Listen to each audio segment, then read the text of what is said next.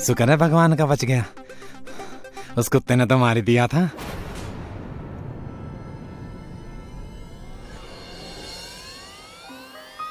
वो तो लाश लग रही है। Hello police.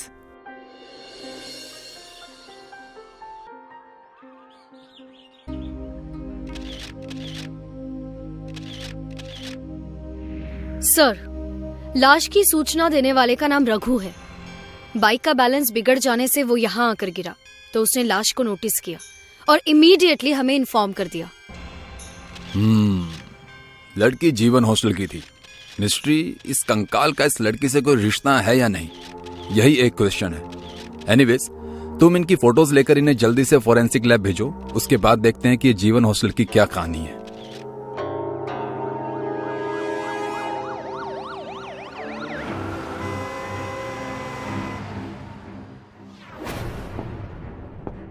हेलो रिधिमा जी, क्या हम अंदर आ सकते हैं?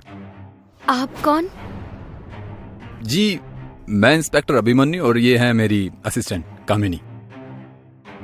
यहाँ आने की वजह? अंदर आकर बात करें? Yes yes please. आप ऐसे गीले? बाहर तो बारिश भी नहीं हो रही है। जी नहीं, तो बस ऐसे ही एक लड़की ने मजाक में पानी डाल दिया, तो यू नो ना, जवान लड़कियां बहुत ही चंचल स्वभाव की होती है। इसे पहचानती हैं आप? नंदिनी? ये तो नंदिनी की फोटो है। क्या हुआ इसे? ये मर चुकी है। इसकी लाश यहीं पास के तालाब से मिली है। इसके बारे में आप कुछ जानते हैं तो बता दीजिए। सॉरी इंस्पेक्टर, ये यहाँ हॉस्टल में रहती है और LBS कॉलेज से MBA कर रही थी। बस इतना ही जानती हूँ इसके बारे में।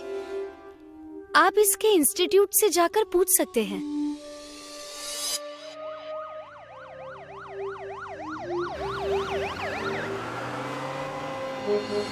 नहीं सर, वो हमारी दोस्त जरूर थी, पर कॉलेज खत्म होते ही वो सीधे अपने हॉस्टल चली जाती थी। इससे ज्यादा हम कुछ नहीं जानते। ठीक है, कुछ पता चले तो हमें इस नंबर पर इन्फॉर्म कर देना। चलिए सर।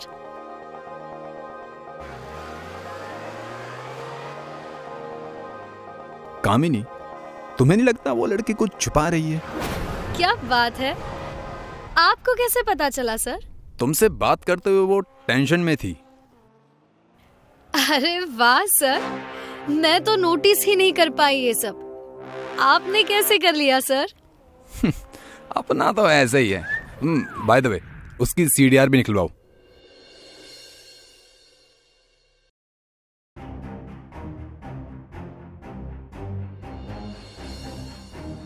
सर, नंदिनी के CDR में कुछ भी सस्पिशियस नहीं है। बस एक लड़के के कुछ फोन कॉल्स दूसरों से ज्यादा है। लड़के का नाम रोहन है, जिससे प्रिया की भी बातचीत होती रहती है। बुलाओ उसे। आई थिंक सर हम कुछ जल्दबाजी कर रहे हैं। बिना किसी ठोस सबूत के किसी भी जवान लड़के या लड़की पर शक करने से उन पर मेंटल प्रेशर क्रिएट हो सकता है सर।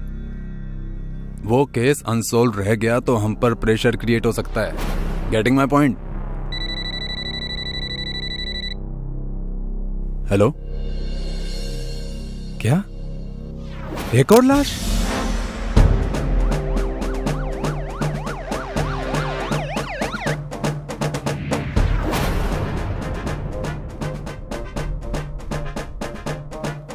सर, ये तालाब तो खूनी तालाब बनता जा रहा है और इस लड़की की उम्र तो नंदिनी जितनी ही लग रही है। सर, कहीं ये भी जीवन हॉस्टल और LBS कॉलेज से तो नहीं है?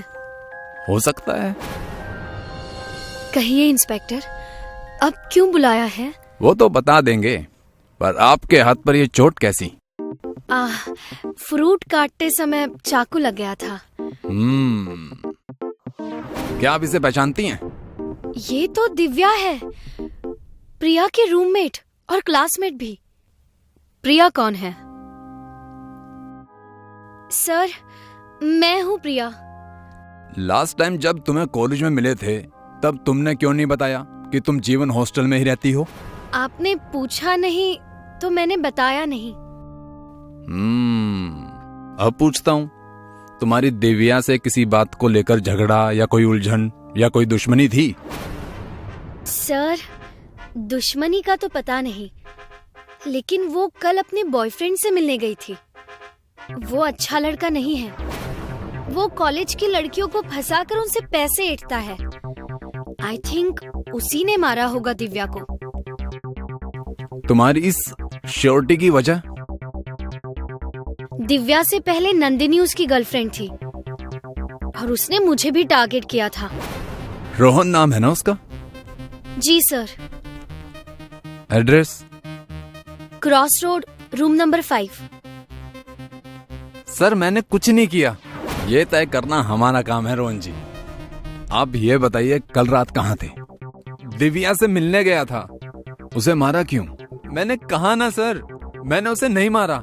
मैं प्यार करता था। प्यार तो तुम नंदिनी से भी करते थे और प्रिया से करने की कोशिश भी कर रहे थे। पहले क्या था क्या नहीं मैं आपको एक्सप्लेन नहीं कर पाऊंगा सर। बस इतना कहूंगा कि मैंने दिव्या को नहीं मारा। मैंने खुद उसे उसके हॉस्टल के बाहर छोड़ा था। मुझे लगता है दिव्या को वार्डन ने मारा है। वार्डन? उसे लड़कियों में इंटरेस्ट है सर। वो हॉस्टल की लड़कियों को अपनी हवस का शिकार बनाने का मौका ढूंढती रहती है। लड़कियों को फंसाने के लिए ही उसने अपने हॉस्टल का रेंट बाकियों से आधा रखा है। दिव्या उससे बहुत परेशान थी, लेकिन सस्ता होटल होने की वजह से कोई भी लड़की वहां से निकल नहीं पा रही थी। सर, आई थिंक रोहन सच बोल रहा है। कुछ तो गड़बड़ है सर।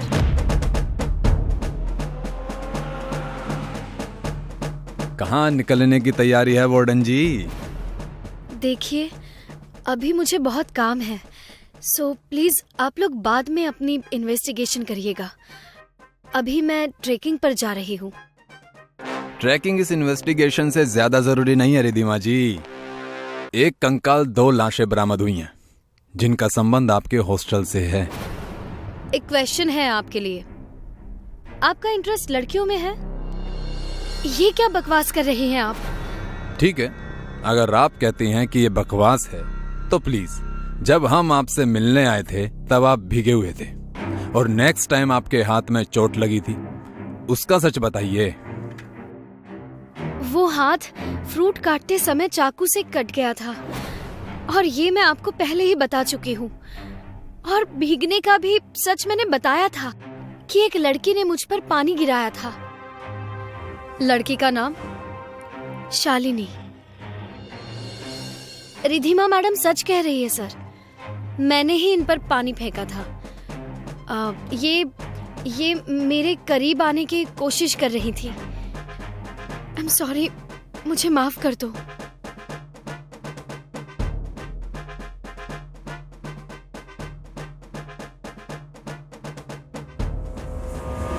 सर, कंकाल के रिपोर्ट्स आ गए हैं सर। उसका डीएनए कॉलेज से मिसिंग लड़की काजल के पेरेंट्स से मैच हो गया है और अकॉर्डिंग टू रिपोर्ट्स काजल भी जीवन हॉस्टल में ही रहती थी। मुझे काजल की पूरी डिटेल्स चाहिए।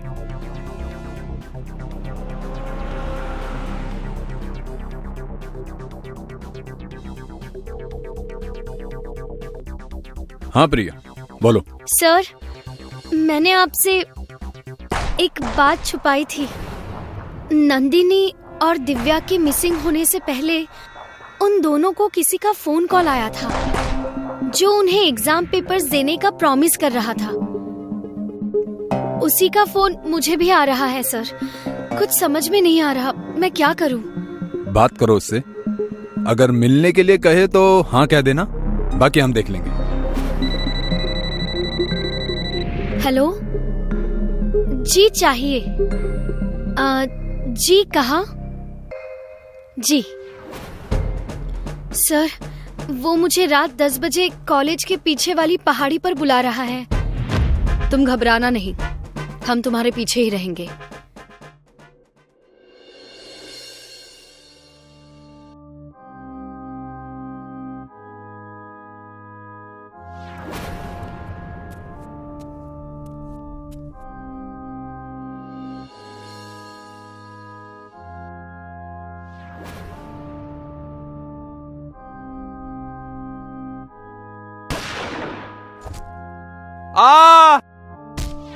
श्याम जी, ये तो हमारे कॉलेज के सिक्योरिटी गार्ड है।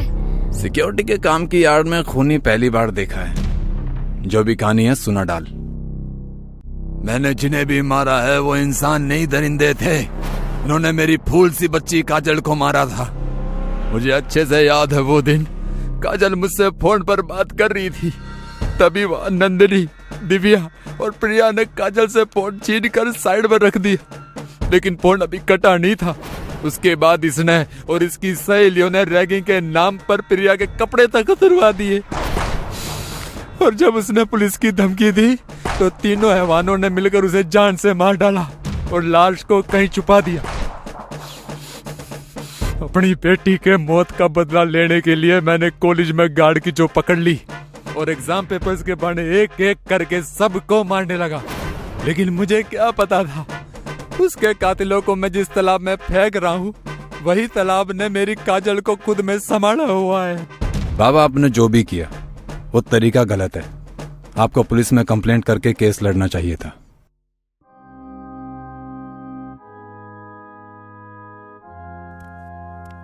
किसी से भी होशियारी करना, पर कामिनी से मत करना।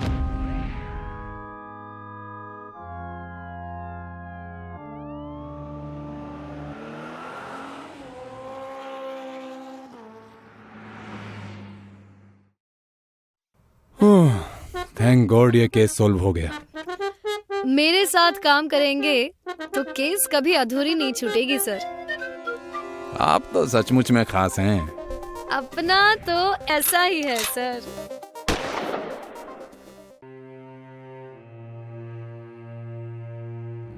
काश तुम मेरे साथ होते बेटा, बहुत याद आती है तुम्हारी। इतनी रात गए कौन हो सकता है? तुम? नमस्ते ससुर जी। अरे अरे, तुम अंदर क्यों चली आ रही हो? और कौन ससुर जी? किसके ससुर जी? कौन हो भाई तुम? यादाश्त तो ठीक है ना आपकी ससुर जी? मैं पायल, आपकी बहू। और कौन?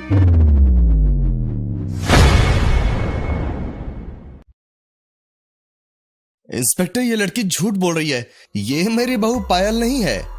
अगर ये झूठ है ससुर जी तो कह दीजिए, अभय और मेरी शादी दिल्ली में हुई थी। ये भी झूठ है। दिल्ली? पकड़ा, झूठ पकड़ा इंस्पेक्टर। अभय और पायल की शादी दिल्ली में नहीं, मेरठ में हुई थी। इसका झूठ पकड़ा गया इंस्पेक्टर। ठीक है मनोहर जी, शादी के फोटोग्राफ्स दिखा दीजिए जिससे आपकी बात प्रूव हो सके। फोटोग्राफ्स? फोटोग्राफ्स तो नहीं है इंस्पेक्टर। दरअसल उनकी शादी मंदिर में हुई थी। सब कुछ इतना जल्दी हुआ था कि कैमरामैन बुला ही नहीं पाए। लेकिन मेरे बेटे के मोबाइल से एक फोटो खींची गई थी, वो उसके कमरे में है। चलकर देख लीजिए। देखिए इंस्पेक्टर, ये रही। ये क्या? इस फोटो में ये लड़की कैसे आ गई? मनोहर जी, इस फोटो में तो आपके बेटे के साथ ये लड़की पायल है, हैं? आह, आह, आह। मनोहर जी, आप बात करने की हालत में हैं क्या? जी कर सकता हूँ। मनोहर जी, अगर ये नकली पायल है तो असली पायल कहाँ है? और जी इंस्पेक्टर, शादी के कुछ दिनों बाद ही पायल ने अपने रंग दिखाने शुरू कर दिए थे। वो हर छोटी बात पर झगड़ा लेकर बैठ जाती थी और एक दिन अचानक वो एक लेटर छोड़कर अपने किसी यार के साथ गायब हो गई। लेकिन उसके परिवार ने हमारे खिलाफ पायल को गायब और मारने की झूठी रिपोर्ट दर्ज करवा दी। पुलिस आए दिन अभय को परेशान कर रही थी। अपनी बदनामी और कोर्ट कचहरी से तंग आकर उसने एक दिन खुद को आग लगा ली। सच ये नहीं है सर। सच ये है कि अभय और मैं नदी किनारे घूमने गए थे, जहाँ पर फिसल जाने से उनकी मौत हो गई थी। उन्हें अपने मरने की इंट्यूशन शायद पहले ही हो गई थी। इसीलिए उसने अपने मरने के कुछ दिन पहले ही घर और जमीन सब कुछ मेरे नाम कर दिया है। शायद इसीलिए ससुर जी मुझे जायदाद से बेदखल करने के लिए ये सब कर रहे हैं। खामोश हो जा लड़की, नहीं तो मैं तेरा मुंह नोच लूंगा। इंस्पेक्टर साहब, ये लड़की झूठ पर झूठ बोली जा रही है। मेरे बेटे ने कोई घर जमीन इसके नाम नहीं किया। विश्वास कीजिए मेरा इंस्पेक्टर, मेरे पास इसे झूठ साबित करने के लिए एक पक्का ठोस सबूत है सर। दिखाइए। उसके लिए कहीं जाना पड़ेगा। इस गली में हमारे घर की पुरानी नौकरानी बसंती रहती है।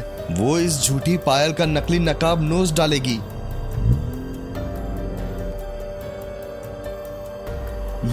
यहाँ तो ताला है। हमें भी दिख रहा है। रुको रुको रुको। जी साहब, ये बताओ इस घर में जो लेडी रहती है बसंती, कहाँ मिलेगी वो?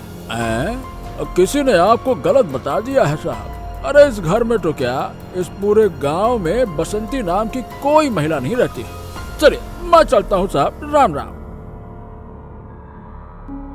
सर ये आदमी झूठ बोल रहा है सर। मैं खुद 2 बार उसे यहाँ छोड़ चुका हूँ। आपका भी कमाल है मनोहर जी। पायल झूठ बोल रही है, यहाँ रहने वाले लोग झूठ बोल रहे हैं।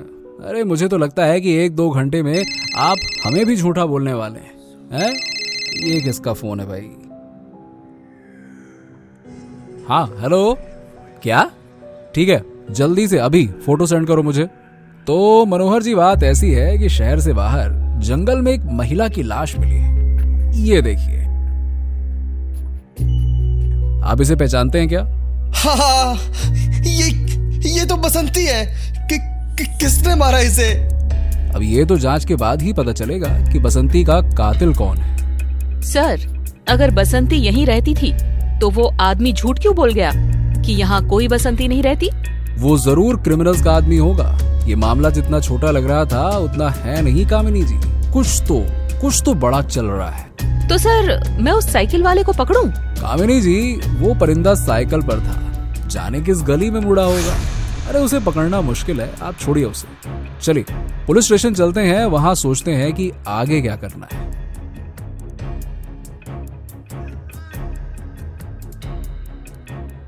इंस्पेक्टर, एक और तरीका है पायल का सच जानने का।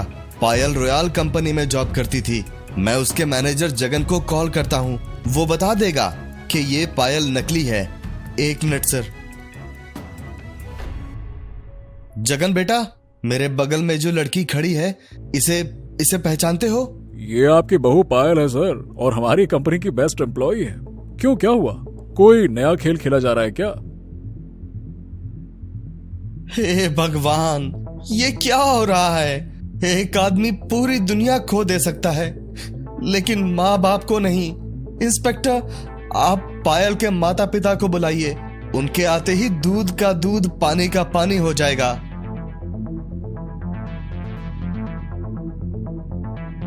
कहिए इंस्पेक्टर, क्यों बुलाया आपने? अरे पायल बेटा, समझी जी, आप दोनों यहाँ क्या कर रहे हैं? श्याम जी, ये क्या कह रहे हैं आप? मैं आपका समधी हूँ, ठीक है, पर ये आपकी बेटी पायल कैसे हुई? ये कैसा बेहुदा मजाक है मनोहर जी? पायल मेरी बेटी है तो बेटी है, कैसे हुई का क्या मतलब? ओह गॉड, नहीं नहीं नहीं, मैं पागल हो जाऊंगा। पता नहीं श्याम जी झूठ क्यों बोल रहे हैं, मैं समझ नहीं पा रहा हूँ। तो बात ऐसी है मनोहर जी कि आपने जितने भी लोगों को सामने लाया है, उन सभी ने इन्हें ही पायल बताया है। अब आप भी मान जाइए कि यही पायल है, और आप अपनी बहू के साथ खुशी से चैन से रहिए। क्या दिक्कत है? 1 मिनट इंस्पेक्टर, मेरे पास एक और सबूत है। सुन लड़की, अगर तू सच में मेरे बेटे की पत्नी है तो मेरे बेटे के शरीर की कोई निशानी बता। अभय के दाहिनी जांघ पर एक बड़ा तिल था। उसके बाएं पैर के घुटने पर बचपन से ही रेड मार्क था। उसकी छाती पर एक कट का निशान था जो ब्लेड से खेलते हुए लग गया था। इतना काफी है या और कुछ भी बताऊं ससुर जी? मनोहर जी, इन्होंने जो कहा वो सही कहा? सही कहा, पर मैं अभी भी कहूंगा कि ये लड़की मेरी बहू पायल नहीं है। मनोहर जी, आपके पास और कोई ठोस सबूत है जिससे साबित हो सके कि ये असली पायल नहीं है? मेरे पास अभी भी एक आखिरी और सबसे ठोस सबूत है, और वो है पंडित गोपाल दास, जिसने अभय और पायल की शादी कराई थी। मैं उन्हें कॉल करता हूँ। हेलो पंडित जी, आप एमजी रोड पुलिस स्टेशन आ सकते हैं? जी जी जी। इंस्पेक्टर साहब, पंडित जी कल सुबह 9 बजे आ जाएंगे।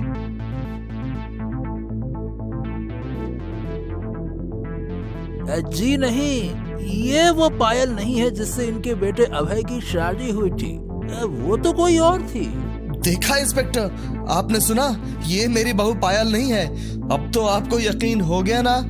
जी हाँ, बिल्कुल बिल्कुल मनोहर जी, मुझे आप पर पूरा यकीन है कि ये लड़की जो आपको बेवकूफ बना रही है, ये आपकी बहू पायल नहीं है। लेकिन बेटा, ये आपका बेटा अभय जरूर है। क्यों? बसंती, तुम जिंदा हो? क्यों? इसे जिंदा देख हैरान हो गए तुम दोनों? कुछ समझ आया या नहीं? अरे मैं समझाता हूँ ना। तो मनोहर जी, बात ऐसी है कि आपके प्रिय बेटे ने पायल को जलाकर मार डाला और उसे कहीं दफना दिया। इस बीच पायल के माता पिता ने आपके बेटे पर पायल को गायब करने और मारने का केस दर्ज कर दिया। अब इससे छुटकारा पाने के लिए तुम बाप बेटे ने किसी XYZ की बॉडी को जलाकर उसे अभय की लाश प्रूफ कर दिया। अब इससे कोर्ट केस तो बंद हो गया, लेकिन भगवान की अदालत में जो केस एक बार खुल जाता है ना, वो बंद नहीं होता। तो जिस जगह पायल की लाश को तुम्हारे बेटे ने दफनाया था, उसे एक डॉगी ने खोद कर बाहर निकाल लिया और उसके बाद श्याम जी और अनीता जी ने आपके बेटे को कानपुर मार्केट में देख लिया और मुझे खबर कर दिया।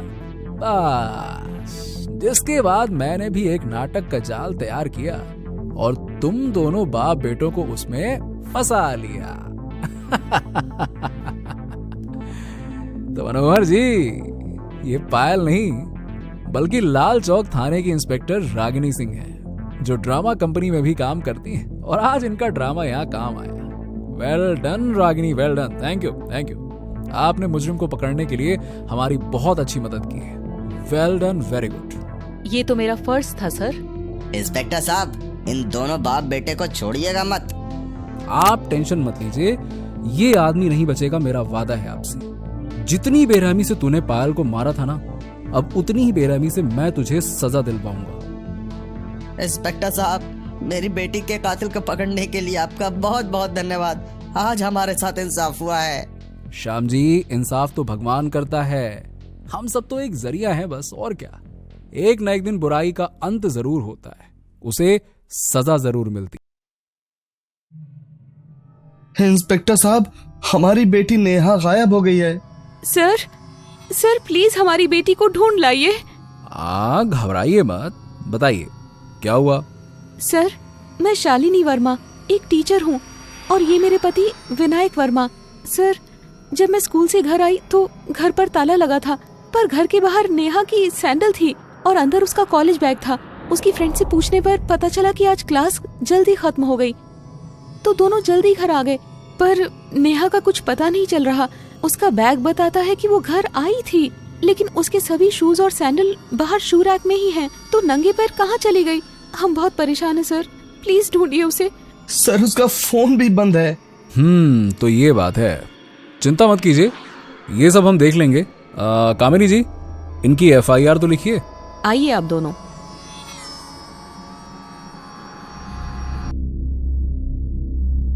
सर,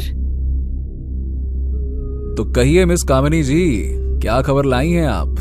सर, विनायक वर्मा के घर के आसपास किसी भी गली में CCTV नहीं है, और वहाँ किसी ने भी नेहा के गायब होने वाले दिन ना तो उसे जाते देखा, ना ही आते। बाकी उसका फोन ऑन हो चुका है सर, लेकिन लोकेशन मोबाइल बाजार की है, जहाँ चोरी के मोबाइल बिकते हैं। मोबाइल बाजार? अच्छा कामिनी जी, वहाँ चोरी का मोबाइल कौन खरीदता है?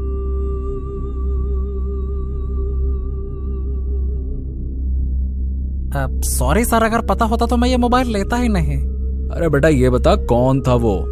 कोई नया ही था सर, पहले कभी देखा नहीं, पर उसकी शक्ल याद है मुझे।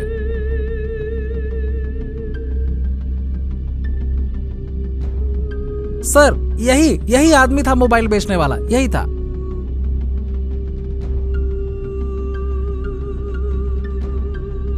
नो सर, हमने इसे कभी नहीं देखा। ये है कौन इंस्पेक्टर साहब? ये वो महाशय हैं शालिनी जी जिन्होंने नेहा का मोबाइल चोर बाजार में एक शॉपकीपर को बेचा था। मम्मी, पापा, नेहा का कुछ पता चला?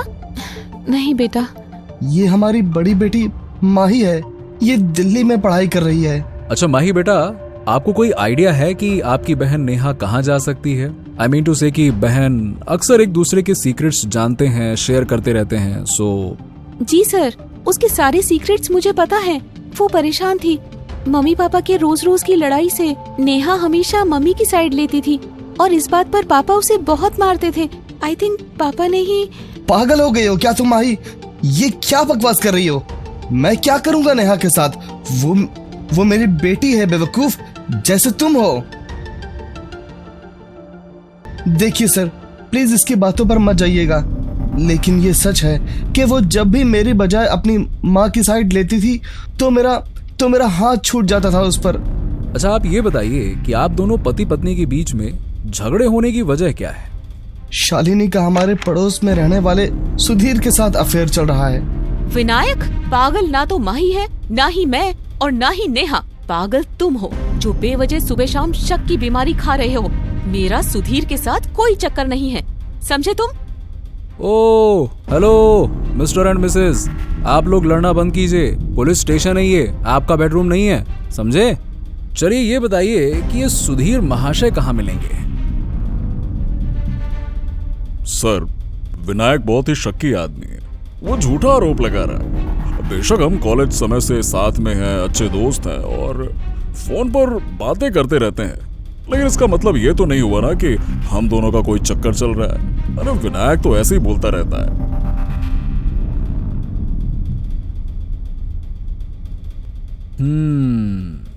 अच्छा, जब नेहा गायब हुई उस वक्त आप कहाँ थे? मैं यहीं पे था दुकान पर। आप चाहें तो सीसीटीवी कैमरा चेक कर सकते हैं। बस दोपहर 2 से 3 बजे के बीच में मैं दुकान पर नहीं था। उस दिन मैं टिफिन लाना भूल गया था तो खाना खाने के लिए घर चला गया था। आप चाहें तो चेक कर सकते हैं। करेंगे, जरूरत पड़ी तो वो भी चेक करेंगे। बस एक बात कान में पिघले शीशे की तरह डाल लेना, जब तक नेहा का कुछ पता नहीं चल जाता तुम शहर से कहीं बाहर नहीं जाओगे। Got it? चलो कामिनी।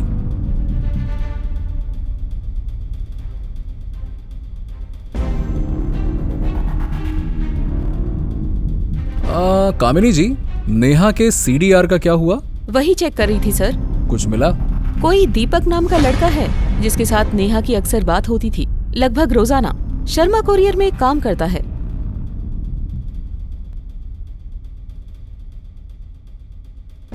क्यों, दीपक तुम ही हो? जी? तो भैया दीपक जलाने दुकान क्यों नहीं गए? मन नहीं हो रहा था साहब। जिसके तलाश में आप मेरे पास आए हैं उन्हीं के गायब होने की वजह से मन दुखी है। क्या रिश्ता था तुम दोनों में? एक दिन वो मेरी दुकान पर मोबाइल ठीक करवाने आई थी। वहीं बातों बातों में उन्हें पता चल गया कि मैं 8वीं पास हूँ, तो उन्होंने मुझे पढ़ने के लिए प्रेरित किया। बेशक हम कम उम्र थे, पर वो मेरी गुरु थी सर। उनकी वजह से ही मैं इस साल 10वीं पास की है। आप प्लीज उन्हें जल्दी से ढूंढ दीजिए। वो मेरी माँ, बहन, गुरु सब थी मैडम जी, सब थी वो मेरी। तुम फोन पर पढ़ाई किया करते थे? जी सर। खबर पक्की है? ठीक है। थैंक यू राजू, करती हूँ तेरा हिसाब। चल बाय। सर, मेरे खबरी ने बताया है कि शालिनी और सुधीर दोनों के बीच एक्स्ट्रा मैरिटल अफेयर है और वो श्योर है। ऐसा पड़ोसी के साथ चक्कर और हमको बनाया घनचक्कर, मतलब दोनों झूठ बोल रहे हैं। एक बात और पता चली सर कि नेहा को पता नहीं था कि उसकी माँ और सुधीर के बीच चक्कर है, लेकिन कुछ दिन पहले जब उसे उनके रिश्ते के बारे में पता चल गया तो उसने सुधीर की दुकान पर पहुंचकर बहुत हंगामा किया था और धमकी दी थी कि अगर उन्होंने कंटिन्यू किया तो वो पापा के साथ रहेगी और पापा तुम्हें छोड़ेंगे नहीं। ये सब हुआ था। तो कहीं सुधीर और शालिनी ने ही तो नेहा को गायब नहीं कर दिया? क्या है ना कि एक्स्ट्रा मैरिटल अफेयर अपनों के खिलाफ जाने से नहीं चूकते। लेकिन सर, आपको क्या लगता है दीपक कुरियर वाला सच बोल रहा है? क्या है ना कि आजकल अपराधी बड़े शातिर हो गए हैं कामिनी जी। उन्होंने अपने हाव भाव छुपाने की कला सीख ली है। क्या पता मासूम चेहरे वाला ये कुरियर बॉय ही नेहा के मिसिंग का मास्टरमाइंड हो।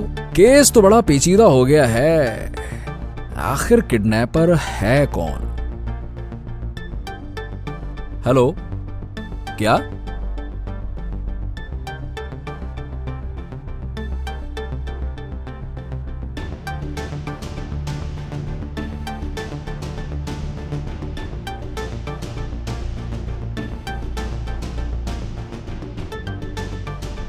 कामिनी जी, इसे फॉरेंसिक लैब भिजवाइए अब।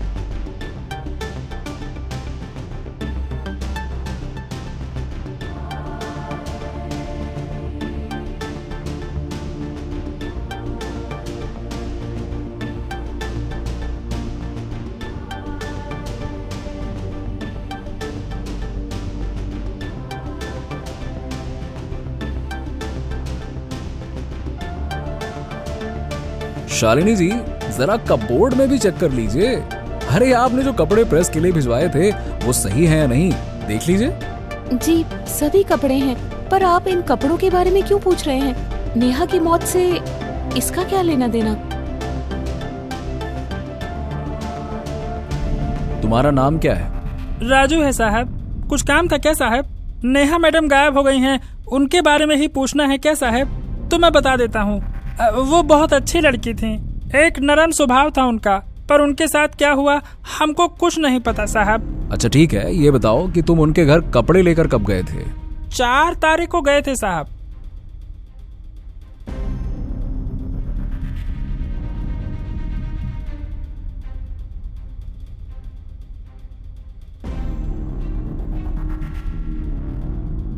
नेहा मैडम ने ही कपड़े लिए थे, और हाँ, उनके साथ वहाँ एक लड़का भी था। नेहा मैडम उसके साथ कहीं जाने वाली थी।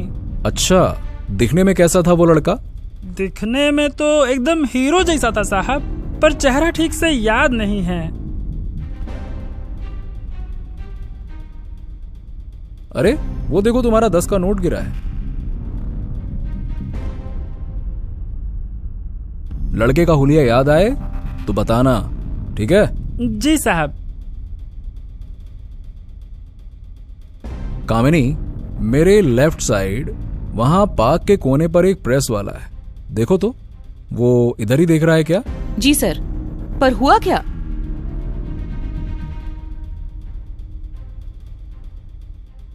सर, नेहा के नेल से मिला स्किन के टुकड़े का डीएनए और बीड़ी पर मिले डीएनए से मैच हो गया है। मतलब कातिल मिल गया।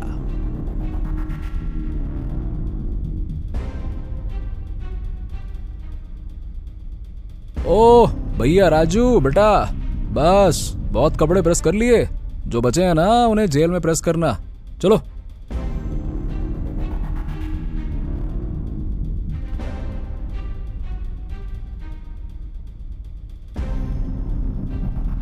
रुक जाओ विनायक, अगर तुमने राजू को कुछ भी करने की कोशिश की तो मुझे मजबूरी में गोली चलानी पड़ेगी। मुझे मत रोको इंस्पेक्टर। मुझे पता चल चुका है कि इस दरिंदे ने ही मेरी बेटी को मारा है।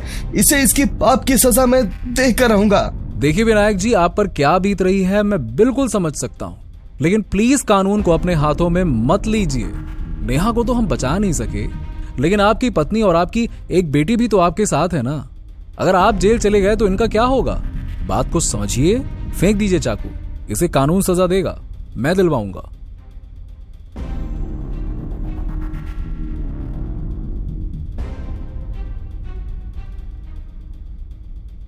बोल, क्यों मारा नेहा को? सर, करीबन 2 बजे मैं नेहा जी को कपड़े देने के लिए उनके घर गया था।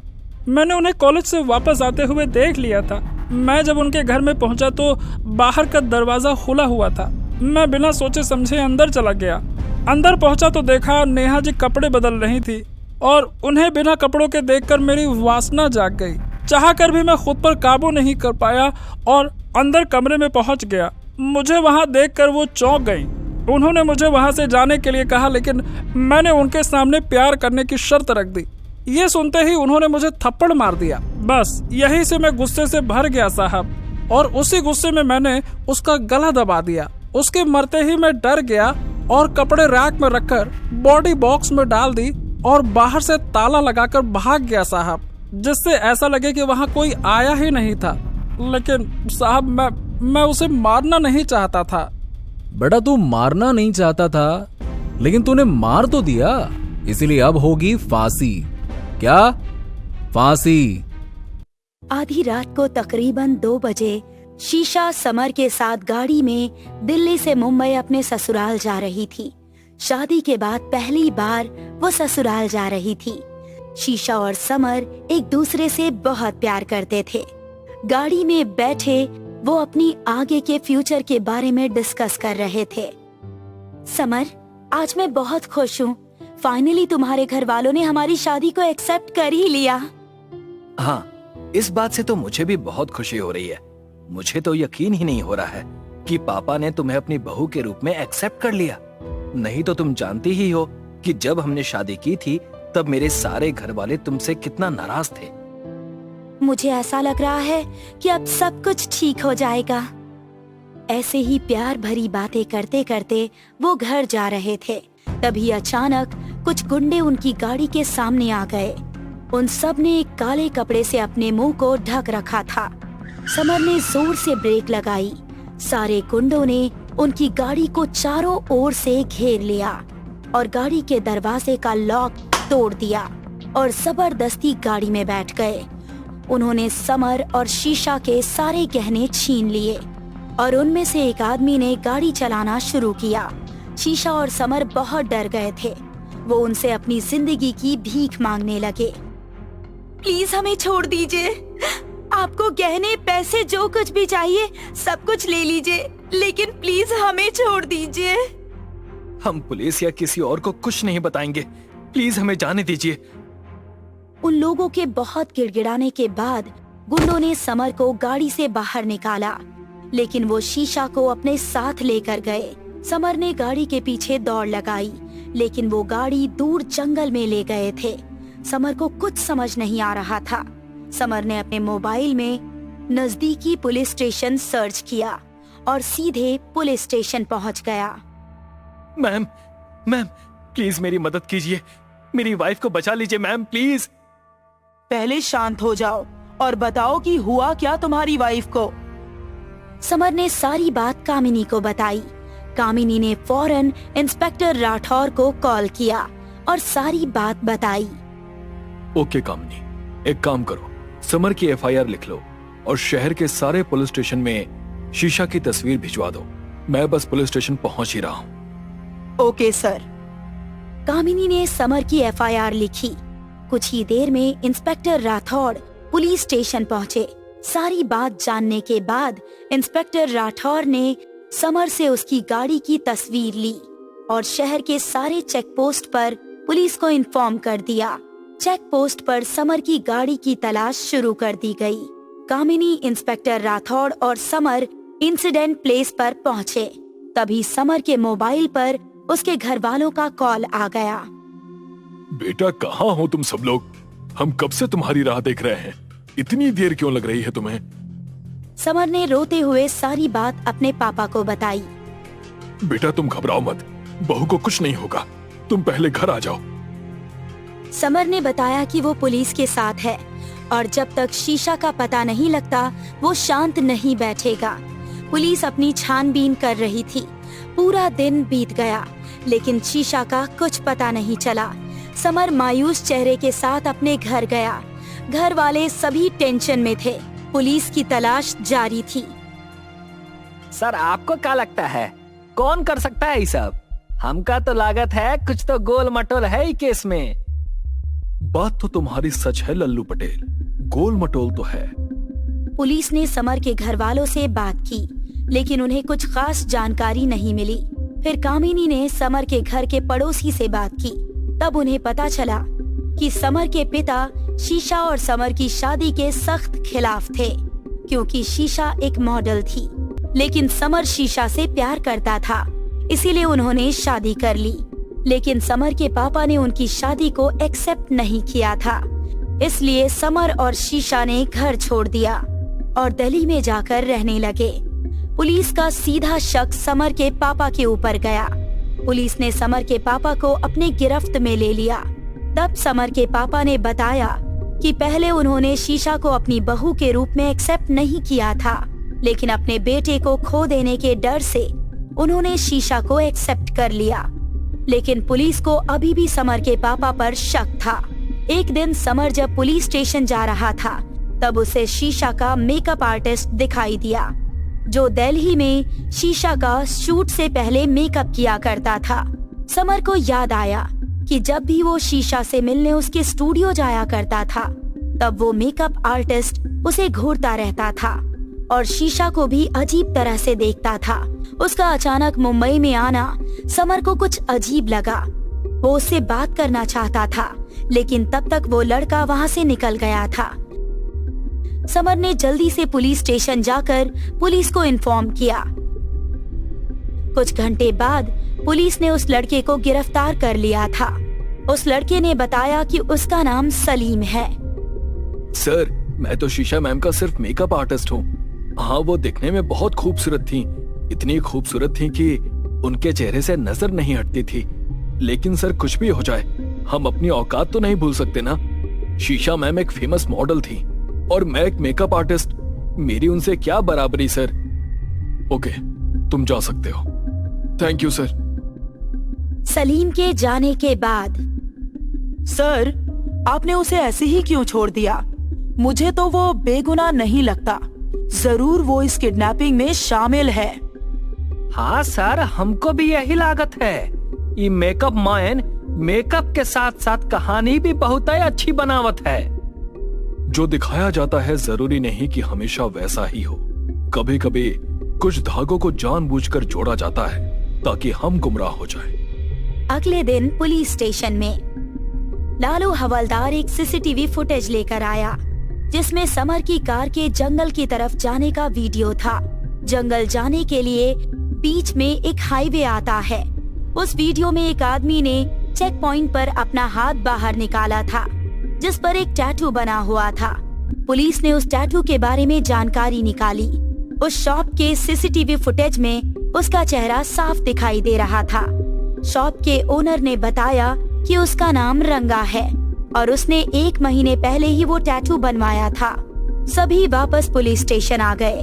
तभी पुलिस के पास समर और उसके पापा की कॉल हिस्ट्री के रिकॉर्ड्स की रिपोर्ट आ जाती है, जिसमें वो लोग नोटिस करते हैं कि एक कॉल बार बार समर को आ रहा था। कामिनी ने जब वो नंबर ट्रैक किया तो पता चला कि वो तो फॉरेस्ट एरिया से आ रहा है। कामिनी, इंस्पेक्टर राठौड़ और लालू हवलदार फॉरेस्ट एरिया की तरफ गए। कुछ देर अंदर जाने के बाद कुछ गुंडों ने पुलिस पर हमला किया। गुंडे और पुलिस के बीच में हाथापाई हुई। हाथापाई में इंस्पेक्टर राठौड़ और कामिनी ने गुंडों को पकड़ लिया। हाथापाई के बीच इंस्पेक्टर राठौड़ ने देखा कि ये वही गुंडा है जिसने हाथ पर टैटू बनवाया है। इंस्पेक्टर राठौड़ समझ गए कि उसी रात समर की कार भी किसी ने चुराई थी। सबको गिरफ्तार करने के बाद जो सच था वो उनके सामने आया। चलो अब सीधे सीधे बताओ कि सच्चाई क्या है। बताओ, नहीं तो ससुराल वाली खातिरदारी करनी पड़ेगी और शायद वो तुम्हें रास ना आए। सर, मेरा नाम रंगा है। मैं तो छोटी मोटी चोरी करके अपना गुजारा करता हूँ, लेकिन अभी हम लोग को ज्यादा पैसे चाहिए थे। तभी हमारे पास एक आदमी आया, उसने हमें 5 लाख रुपए दिए ये मर्डर करने के लिए।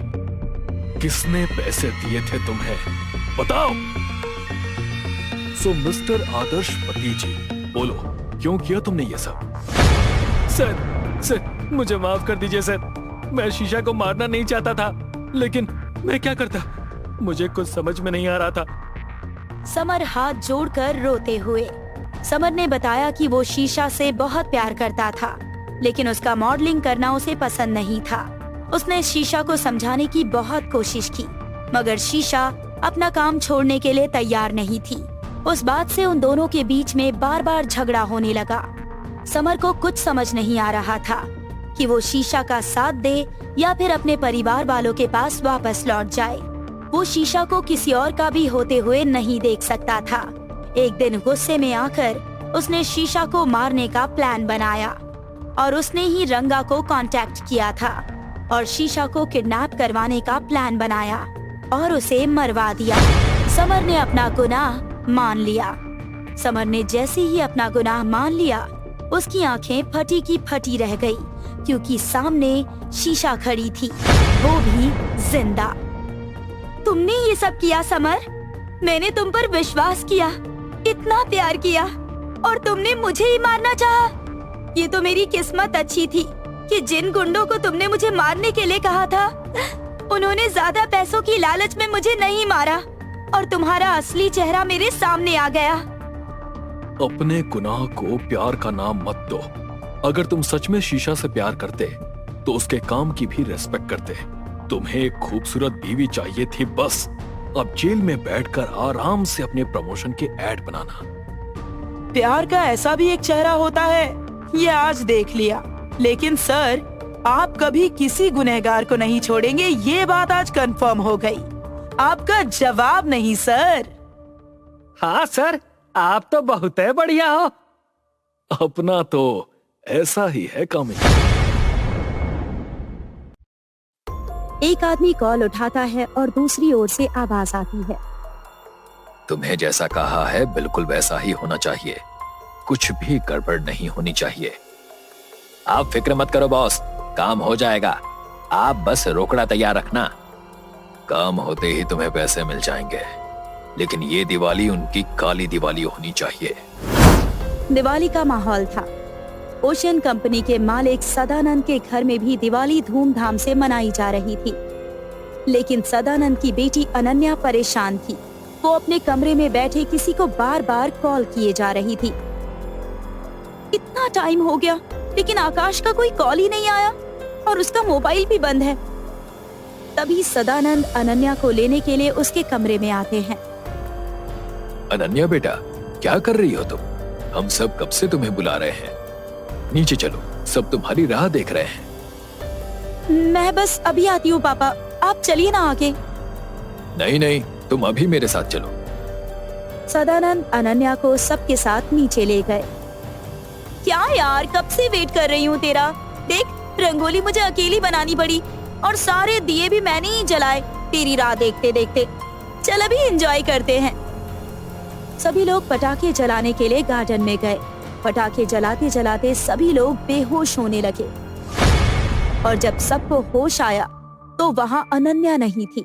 सभी को टेंशन होने लगी कि अनन्या कहाँ गई। सदानंद ने फौरन पुलिस को कॉल किया। हेलो पुलिस स्टेशन, मैं शिवांश बंगले से बात कर रहा हूँ। ओशन कंपनी का मालिक सदानंद। सर मेरी बेटी गायब हुई है सर। आप प्लीज जल्दी हमारे घर पर आ जाइए। आप घबराइए मत, हम अभी वहां पहुंचते हैं।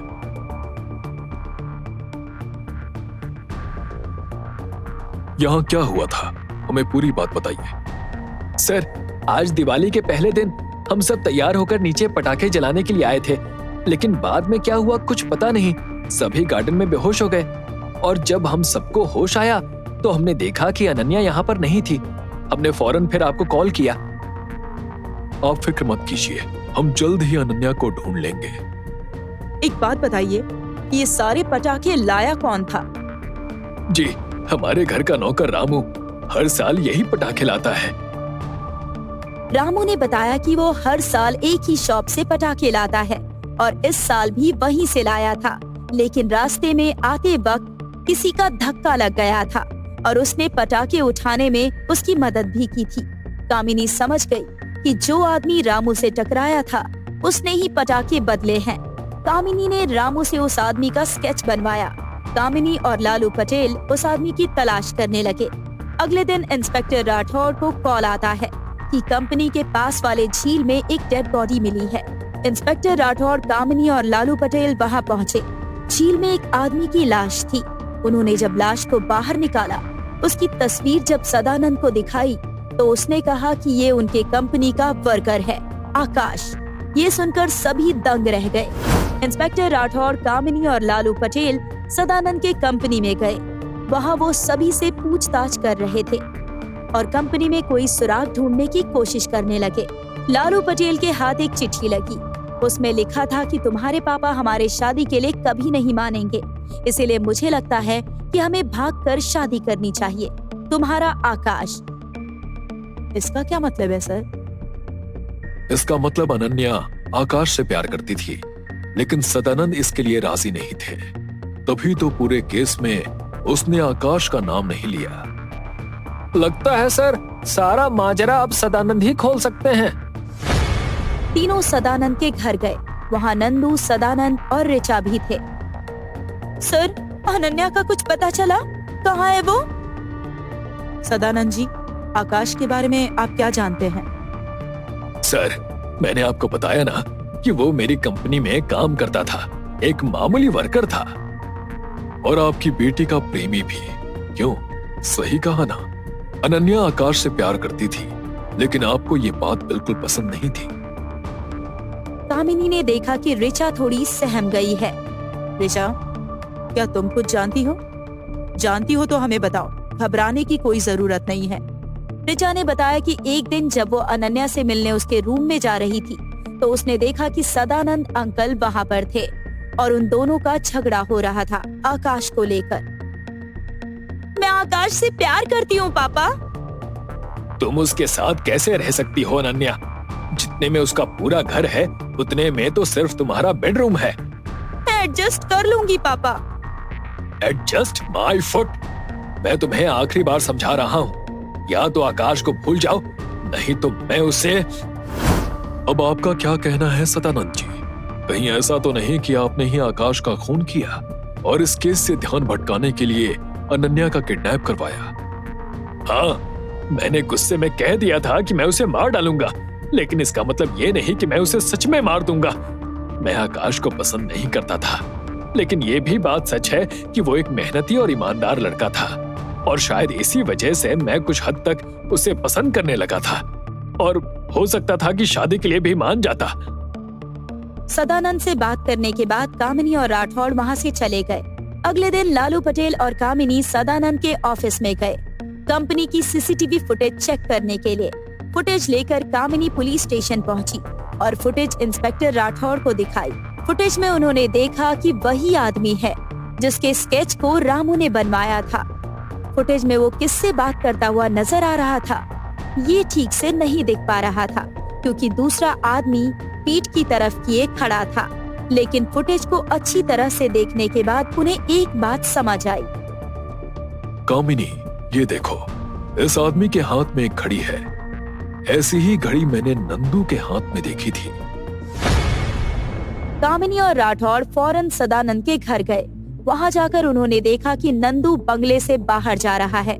राठौड़ और कामिनी ने उसका पीछा किया। नंदू एक चौक के पास आकर रुका और चौल में चला गया। वहां एक घर में घुस गया। कामिनी और राठौड़ ने उसका पीछा किया। मैंने तुमसे कहा था ना कि ये शहर छोड़ के चले जाओ। साहब, आपने अभी तक पूरा पैसा नहीं दिया, तो मैं कैसे चला जाऊं? ये लो पैसे और अभी के अभी यहाँ से दूर चले जाओ। तभी वहाँ राठौड़ और कामिनी पहुँच गए। वो आदमी और नंदू वहाँ से भागने की कोशिश करने लगे, लेकिन राठौड़ और कामिनी ने उन्हें पकड़ लिया। बताओ, तुमने ही अनन्या को किडनैप करवाया है ना? और आकाश को भी तुमने ही मारा होगा। नहीं सर, मैंने किसी का खून नहीं किया। मैं तो बस अपने बड़े भाई सदानंद को सबक सिखाना चाहता था। नंदू ने बताया कि कंपनी का सारा कारोबार वो देखता था, लेकिन उसके काम का कोई मतलब नहीं था। सब कुछ बड़े भैया के ही नाम था। वो बताता है कि सारा प्रॉफिट भैया का, जबकि मेहनत वो करता था। इसीलिए उसने सदानंद को सबक सिखाने की ठान ली और उस आदमी को पैसे देकर पटाखों की अदला बदली करवा दी, ताकि दिवाली में आए मेहमानों को चक्कर आए और सारा इल्जाम सदानंद पर आ जाए। लेकिन अनन्या की किडनैपिंग की वजह से सारा खेल बिगड़ गया। सर, मैं अपने भाई से नफरत जरूर करता हूँ, लेकिन अनन्या मेरी बेटी जैसी है। प्लीज उसे बचा लीजिए। तभी इंस्पेक्टर राठौड़ को कॉल आया कि जेबी नगर रोड पर कुछ लड़कियों को बेचने के लिए शहर से बाहर ले जा रहे हैं। कामिनी और राठौड़ जल्दी से जल्दी वहां पहुंचे और लड़कियों को बचा लिया। उसमें अनन्या भी थी। अनन्या जैसे ही कामिनी के पास जाने लगी, एक नकाब पहने पूरे काले कपड़ों वाले आदमी ने उसे पकड़ लिया और उसके सिर पर बंदूक तान दी और अजीब आवाज में बोलने लगा, मैं इसे मार डालूंगा। कामिनी ने चालाकी से उस आदमी के बंदूक के ऊपर गोली चलाई और उसे पकड़ लिया। और जब उसका नकाब उतारा तो वो रिचा थी। ये देखकर अनन्या दंग रह गई। रिचा, ये सब तुमने किया? मुझे यकीन नहीं हो रहा है। तुम तो मेरी बेस्ट फ्रेंड हो ना? हाँ, ये सब मैंने ही किया है। रिचा ने बताया कि उसके पापा सदानंद की कंपनी में काम करते थे। एक हादसे के दौरान कंपनी में उनकी मौत हो गई, लेकिन सदानंद ने उनके इलाज का खर्चा तक नहीं दिया और ना ही कोई हर्जाना दिया। सदानंद की वजह से रिचा के परिवार को बहुत बुरी हालत में अपने दिन निकालने पड़े और इसी बात का गुस्सा निकालने के लिए उसने अनन्या को किडनैप किया। लेकिन आकाश को उसकी सच्चाई पता चल गई थी, इसीलिए उसने आकाश को मार डाला। और नंदू के प्लानिंग के बारे में भी वो जानती थी, इसीलिए उसने मौके का फायदा उठाकर अनन्या को किडनैप किया, क्योंकि वो सदानंद को बर्बाद करना चाहती थी। खेल तो बहुत अच्छा खेला था तुमने रिचा, लेकिन एक बात भूल गई कि कानून की नजर से कोई बच नहीं सकता। वाह सर, क्या बात है, जवाब नहीं आपका सर। अपना तो ऐसा ही है कामिनी।